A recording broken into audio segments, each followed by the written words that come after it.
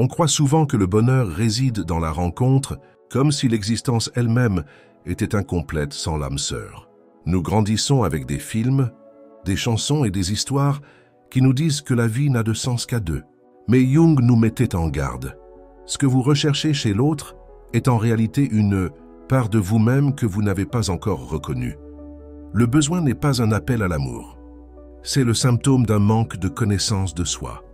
Et c'est là que commence l'erreur. En vous exposant, en essayant de prouver au monde que vous êtes désirable, vous mendiez en réalité des preuves, entretenant une dépendance qui ne fera que vous éloigner de la véritable liberté.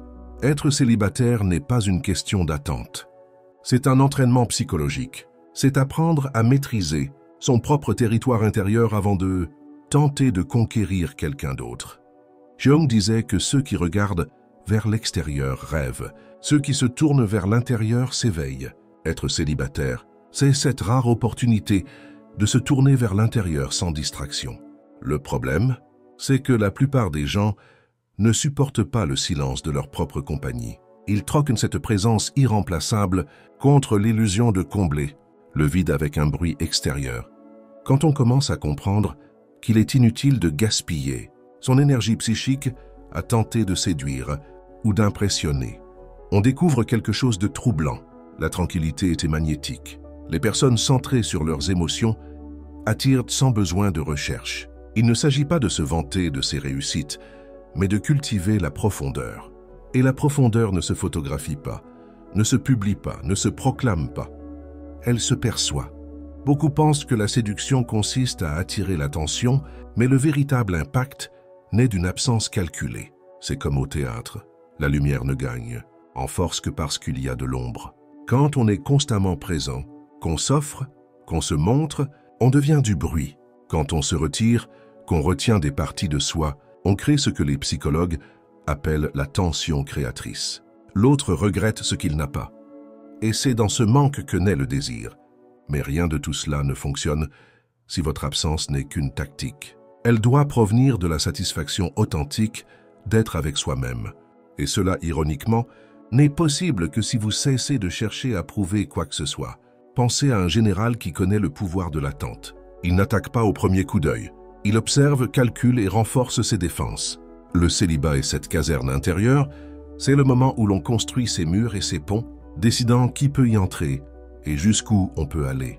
En recherchant constamment la validation, on cède son territoire à quiconque nous sourit.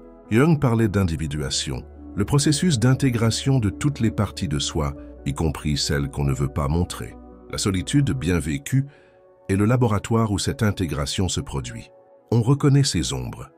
On les comprend et, par conséquent, on cesse d'en être esclave.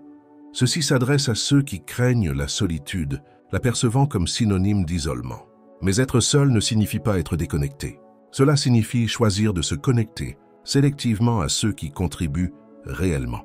Lorsqu'on est en paix avec soi-même, on commence à réaliser que beaucoup d'interactions sont superficielles et fastidieuses, ne servant qu'à sauver les apparences. C'est alors que la situation change. On cesse de gaspiller son énergie à essayer d'être intéressant et on commence à l'investir dans sa globalité. Et l'ironie, c'est que cela nous rend naturellement intéressants. Les gens sentent quand quelqu'un ne recherche pas désespérément l'approbation. C'est le même principe qui pousse un animal sauvage à en respecter un autre, non pas pour sa taille, mais pour sa posture. C'est là que l'exhibition se révèle être un piège. Chaque fois que vous vous exposez pour être vu, vous abandonnez une part de votre autonomie. C'est comme dire « ma valeur dépend de ce que tu penses de moi ». Jung nous a averti que ce mouvement est l'une des formes les plus courantes de perte d'âme, non pas au sens religieux, mais psychologique. Cesser d'être soi-même et devenir le reflet de ce que l'on pense que les autres veulent. En devenant célibataire et en affrontant ce malaise initial, on réalise que son identité n'a pas besoin d'être vue. On commence à agir pour la cohérence et non pour les applaudissements. Et il ne s'agit pas d'adopter une approche froide ou distante, bien au contraire. C'est en étant célibataire qu'on apprend à exprimer son affection sans crainte, car on n'a plus besoin de réciprocité pour se sentir valable. On peut admirer quelqu'un, être enchanté, voire tomber amoureux, sans se perdre, car on sait que l'on se concentre non pas sur l'autre, mais sur soi-même. C'est ce que Jung appellerait l'alignement avec soi-même, le noyau essentiel, insensible aux vents extérieurs. C'est cette stabilité qui, paradoxalement, suscite plus d'intérêt que toute ostentation.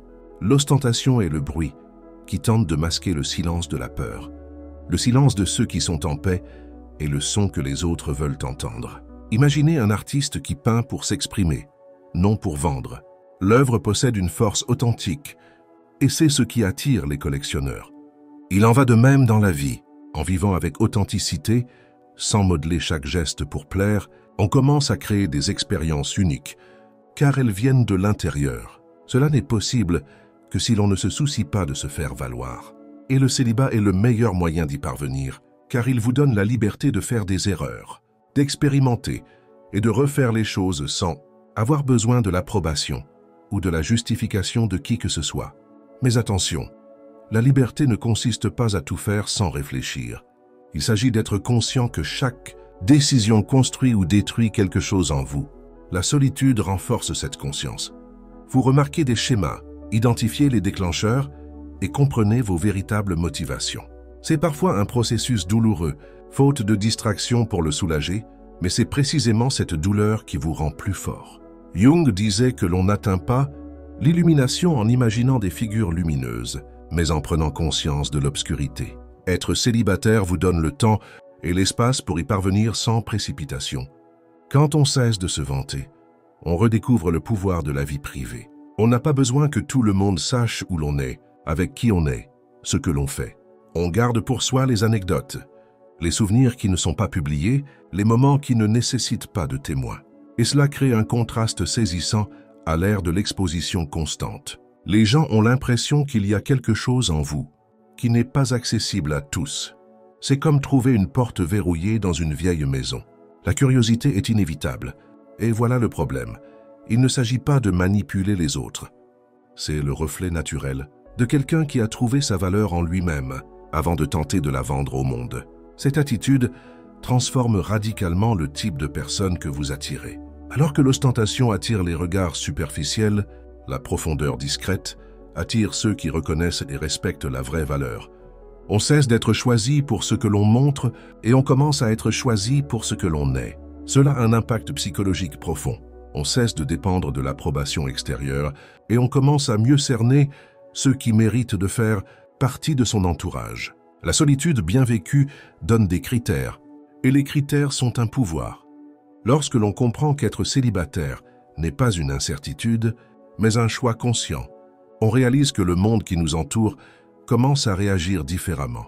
C'est comme si vous passiez du statut de personnage, essayant de suivre un scénario, que vous n'avez pas écrit à celui de réalisateur de votre propre film. Jung disait que la pression de se montrer à la hauteur des attentes extérieures est l'une des principales causes de souffrance humaine. Le problème est que cette pression est souvent déguisée en objectifs normaux. Se marier, fonder une famille, entretenir une vie sociale active. Il n'y a rien de mal à cela. Mais suivre ce chemin simplement pour rester à la hauteur a quelque chose de profondément destructeur. Choisir la solitude est une rébellion silencieuse contre ce courant invisible. C'est quand on décide que sa valeur ne se mesure pas aux mains qui nous tiennent. Cela se voit dans les petites choses. Tandis que d'autres adaptent leur discours, leur tenue vestimentaire et même leur centre d'intérêt pour s'intégrer au groupe ou impressionner des partenaires potentiels, vous commencez à agir par pur plaisir. Peut-être décidez-vous de passer un samedi entier à apprendre à cuisiner un plat compliqué. Non pas parce que quelqu'un d'autre essaie, mais parce que vous souhaitez explorer votre propre talent. Vous pouvez voyager seul, non pas pour publier des photos et afficher votre liberté, mais pour découvrir ce que signifie naviguer dans le monde sans dépendre de l'approbation de quiconque. Et cette autonomie crée une empreinte invisible sur votre présence. Les gens réalisent, peut-être sans s'en rendre compte, que vous n'avez pas besoin d'eux pour exister. Cette énergie n'est pas artificielle. Elle naît uniquement d'une relation solide avec vous-même. L'exposition, en revanche, est toujours instable. Elle fonctionne lorsqu'elle est applaudie, mais s'effondre dans le silence. Que se passe-t-il lorsque personne ne commente votre photo ou lorsque la personne que vous souhaitez impressionner ne vous rend pas votre attention? C'est dans ces moments-là que beaucoup se sentent vides, car ils ont construit leur estime de soi sur le dos des autres. Jung nous a averti que vivre pour satisfaire l'inconscient collectif revient à se condamner à une vie fragmentée, à réagir sans cesse, sans jamais créer. Une personne qui se connaît vraiment n'est pas à l'abri de la critique ou du rejet, mais elle ne se laisse pas détruire par eux. Elle a en elle quelque chose sur quoi s'appuyer. Prendre les choses au sérieux transforme également la façon dont on interagit avec les autres. Au lieu de vous présenter comme une vitrine, de mettre en avant vos meilleures qualités et de cacher vos défauts, vous affichez une présence totale. Vous n'avez pas besoin de constamment prouver que vous êtes intéressant, car vous vivez déjà comme tel. Vous n'avez pas besoin de courir après quelqu'un pour retenir son attention, car votre vie est déjà riche avec ou sans l'autre personne. Cette sécurité crée ce que les psychologues appellent une base solide, ce qui entretient des liens sains. Et c'est là toute l'ironie. C'est en étant célibataire que l'on construit ses fondations et non en étant obligé de démontrer son amour au quotidien. Le monde moderne, avec ses réseaux sociaux et son rythme effréné, adore l'étalage car il génère du mouvement, des clics, des likes et des commentaires.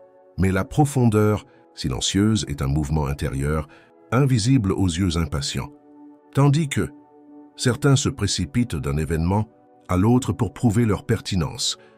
Vous pourriez vous retrouver dans un café à lire un livre inconnu ou passer un après-midi entier à étudier un sujet dont vous seul comprenez l'importance. Cela peut sembler une perte de temps pour ceux qui se laissent guider par la logique de façade, mais c'est en réalité un investissement psychologique. C'est dans cette solitude intentionnelle que de nouvelles idées émergent et que des liens profonds avec soi-même se tissent. Jung dirait que c'est lorsque l'on accède à son inconscient personnel, un espace que presque personne n'explore, toujours occupé à essayer de suivre le bruit extérieur. Être célibataire consciemment n'est pas la même chose qu'être seul par accident. C'est une attitude. C'est se dire « je ne vais pas encombrer mon espace intérieur avec quoi que ce soit juste pour ne pas m'entendre ». Cette décision est inconfortable au début, car elle nécessite de regarder tout ce que vous noiriez habituellement, sous les distractions, les insécurités, les habitudes destructrices et les souvenirs que vous préféreriez oublier. Mais c'est aussi libérateur, car on n'a plus besoin de s'évader. C'est comme nettoyer une pièce fermée depuis des années. Il y a de la poussière et des toiles d'araignée, mais aussi de la place pour y mettre quelque chose de nouveau, quelque chose qu'on désire vraiment. Et il se produit un phénomène curieux lorsqu'on cesse de se mettre en avant, sans s'en rendre compte. On commence à attirer l'attention différemment. Il ne s'agit plus d'une attention superficielle, née d'une impulsion momentanée. C'est un intérêt qui s'approfondit avec le temps, car les gens réalisent qu'on est bien plus qu'il n'y paraît. Cela crée un contraste si saisissant que même ceux qui ne comprennent pas la psychologie peuvent le percevoir. C'est comme regarder quelqu'un marcher calmement tandis que tous les autres se précipitent. Cela éveille la curiosité, incitant presque les autres à vouloir savoir ce que vous savez faire pour vous déplacer ainsi. Mais pour y parvenir, il faut accepter le vide. Il faut résister à la tentation de le combler par une quelconque compagnie, une quelconque conversation, une quelconque validation. Il faut apprendre à reconnaître quand l'envie de se mettre en avant naît de la peur d'être oublié plutôt que d'un véritable désir de partager. C'est plus difficile qu'il n'y paraît, car le monde est conçu pour récompenser l'exposition immédiate. La récompense silencieuse qui découle de la croissance intérieure n'est ni appréciée, ni tendance, ni célébrée publiquement, mais c'est précisément elle qui soutient tout à long terme. Et il y a quelque chose de profondément psychologique à protéger certaines parties de soi. Il ne s'agit pas de garder le secret par vanité, mais plutôt de respecter l'intime. Jung parlait de l'importance des symboles, des expériences, des images et des idées personnelles, qui ont un poids unique pour chaque individu.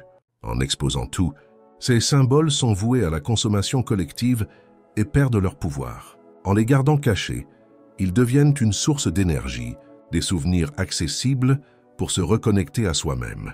C'est un pouvoir silencieux, qui ne se développe pas lorsqu'on cherche constamment à prouver sa valeur. La solitude, bien utilisée, aiguise également la perception. On commence à remarquer des détails qui autrement passeraient, inaperçus dans le comportement des autres, dans notre environnement et même dans notre propre corps. Ce niveau d'attention est impossible lorsqu'on se soucie constamment de son image. C'est comme être dans une pièce et, Au lieu d'entendre l'écho de sa propre voix, percevoir enfin les sons subtils qui l'entourent. Cette sensibilité est une arme. Elle vous donne plus de clarté dans vos décisions, plus de précision dans vos réponses, et une meilleure compréhension de qui mérite vraiment votre temps. Et curieusement, lorsqu'on prend du recul par rapport à l'exhibitionnisme, on réalise qu'il est en grande partie motivé par l'insécurité. Ceux qui s'efforcent le plus de prouver qu'ils vont bien sont souvent ceux qui ont le plus peur de se regarder en face. Ce n'est pas une règle absolue, mais c'est un schéma courant. En restant célibataire par choix et en l'assumant, vous brisez cette logique. Vous démontrez non pas par des mots, mais par des actes, que vous n'avez pas besoin de confirmation extérieure pour exister pleinement. Avec le temps, cette attitude finit par engendrer quelque chose que peu de gens ressentent consciemment. La souveraineté émotionnelle est le sentiment que, quoi qu'il arrive extérieurement, on reste entier intérieurement. Les relations peuvent aller et venir, les opportunités peuvent apparaître et disparaître, mais les fondations demeurent. Jung y voyait un état avancé d'individuation, un point où l'on n'est plus prisonnier des masques sociaux, mais où l'on vit en harmonie avec soi-même, au point de ne plus avoir besoin de jouer des rôles pour être accepté. Cela ne signifie ni isolement ni froideur. Cela implique une connexion authentique, sans négociation qui remettent en cause votre intégrité. Et c'est à ce stade que l'on réalise la fragilité de la représentation. Ceux qui vivent pour être vus dépendent toujours du public, et le public est capricieux. Aujourd'hui, il vous applaudit. Demain, il vous harcèle. Ou bien il se lasse et cherche un nouveau spectacle. Mais ceux qui ont bâti leur présence, dans le calme de la solitude, n'ont rien à craindre. Sa pertinence ne réside pas dans l'attention qu'elle suscite, mais dans l'impact réel qu'elle exerce sur les rares personnes qui comptent vraiment. C'est comme la différence entre la chaleur d'une allumette et celle d'un feu de joie. L'une s'éteint rapidement et disparaît. L'autre entretient la flamme jusque tard dans la nuit. Beaucoup prennent cette force tranquille pour de l'arrogance, car ils ne comprennent pas comment on peut se sentir complet sans avoir besoin de se vanter. Mais la vérité est que cela vient de l'humilité et non de la supériorité. L'humilité vient de la reconnaissance que la vie n'a pas besoin de témoins constants pour être précieuse, que les moments vécus en silence peuvent être plus riches de sens que ceux vécus sous les applaudissements. C'est cette humilité qui confère à l'individu, conscient une présence si exceptionnelle. Il n'y a aucune urgence à se démarquer, mais il n'y a pas non plus de crainte d'être oublié. La vie continue, et quiconque veut en faire partie doit franchir le pont de la profondeur. Dès lors, la façon dont vous choisissez de vous présenter au monde change radicalement. Au lieu de vous concentrer sur la distinction, vous commencez à investir dans ce qui construit des fondations intérieures, des connaissances, des compétences et des expériences que personne ne peut vous enlever. Apprendre une nouvelle langue, étudier la philosophie, pratiquer un sport ou explorer de nouveaux arts. Chacun de ces choix nourrit quelque chose au-delà de l'ego. Il nourrit la psyché. Et comme Jung nous l'a rappelé, la psyché est le véritable champ de bataille de nos vies. C'est là que nous combattons nos propres illusions et que nous remportons les victoires les plus durables. C'est à ce moment-là que le célibat cesse d'être un simple état matrimonial, pour devenir une pratique spirituelle et psychologique, non pas au sens d'un isolement religieux, mais d'un alignement intérieur. C'est comme si chaque jour était une occasion de consolider les fondations qui soutiendront toutes les relations futures, y compris votre relation avec vous-même. Le paradoxe est qu'une fois ce stade atteint, on devient plus attirant que jamais. Non pas par effort, mais parce qu'on véhicule stabilité et authenticité, deux qualités de plus en plus rares. On est naturellement attiré par ceux qui semblent en être dépourvus, car ils créent un sentiment de liberté autour de cette présence. Et nous en arrivons ici à un aspect que peu de gens comprennent. Une vie de célibataire bien vécue est la meilleure école de maîtrise de soi. Lorsque l'on ne réagit pas constamment au comportement des autres, on n'a plus de latitude pour observer ses propres impulsions, désirs et schémas. On apprend à prendre du recul avant d'agir, à mesurer ses paroles, à décider non seulement avec son cœur, mais aussi avec son esprit. Cette maîtrise intérieure est l'une des qualités les plus puissantes que l'on puisse développer, et elle est impossible à atteindre si l'on se concentre uniquement sur le plaisir ou la fidélité. Mais le moment le plus transformateur est celui où l'on réalise qu'être célibataire ne signifie pas attendre la bonne personne. Cette expression a la même logique que le besoin déguisé, l'idée que l'on ne sera complet qu'avec l'arrivée de quelqu'un d'autre.